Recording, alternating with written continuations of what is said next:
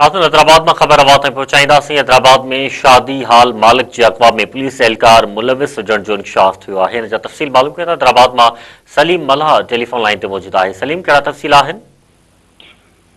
जी बिल्कुल, हैदराबाद में कानून जा महफ़ूज़ ही अगवा करे वारे मामलन में हाणे शामिल थियण जो इंकशाफ थियो आहे। शादी हाल के मालिक जो अगवाई भुंग वसूली में टे जेके पुलिस एहलकार आहिनि उन्हनि जे शामिल हुजण जो इंकशाफ थियो आहे। ॿुधायो पियो वञे त टे पुलिस एहलकारनि समेत मजमूई तौर ते 5 ॼणनि खे गिरफ़्तार कयो वियो आहे।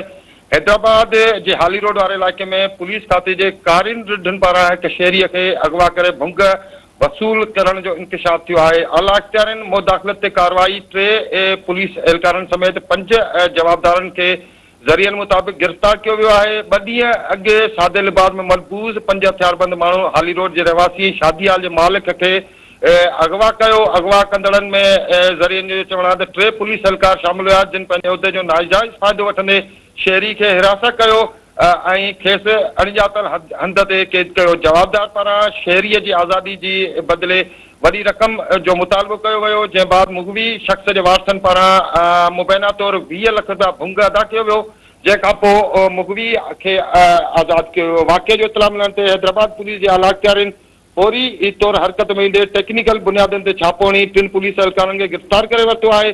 पुलिस जवाबदारनि जे कब्ज़े मां भुंग वरितल रक़म पिणु कई वई आहे। पुलिस इख्तियारनि मूजिबि गिरफ़्तार एहलकारनि खे फौरी तौर मुअत्तल कयो वियो आहे। खाते में मौजूद अहिड़ियुनि कारिन रिढनि जे लाइ का बि जॻह न आहे ऐं खेनि इबरतनाक सज़ा ॾिनी वेंदी। जॾहिं त ॿिए पासे IG सिंध जेको आहे शादी हाल मालिक जे अगवा करे उन खां भुंग वसूल करण वारे जेका ख़बर आहे उन जो नोटिस वरितो आहे। IG सिंध जावेद आलम ओडो DIG हैदराबाद खां वाक़े जी जेको आहे तफ़सीलात मुश्तमिल रिपोर्ट तलब कई आहे। तर्जुमान जो इहो चवणु आहे त वाक़े में मुलविस तमामु जेके मुलज़िम आहिनि उन्हनि जे ख़िलाफ़ सख़्त कार्रवाई जो हुकुम ॾिनो वियो आहे। पुलिस में जेके मौजूदु कारी रिढूं आहिनि उन जे लाइ कंहिं क़िस्म जी का बि गुंजाइश न आहे। इहो IG सिंध जो चवणु आहे। संगीन ॾोहनि में मुलविस जवाबदारनि जे ख़िलाफ़ ज़ीरो टॉलरेंस पॉलिसी ते अमल दरामद खे यकीनी बनाइण जो हुकुम ॾिनो वियो आहे IG पारां। जी सलीम मल्हा, जी महिरबानी तफ़सील ॾियण जे लाइ।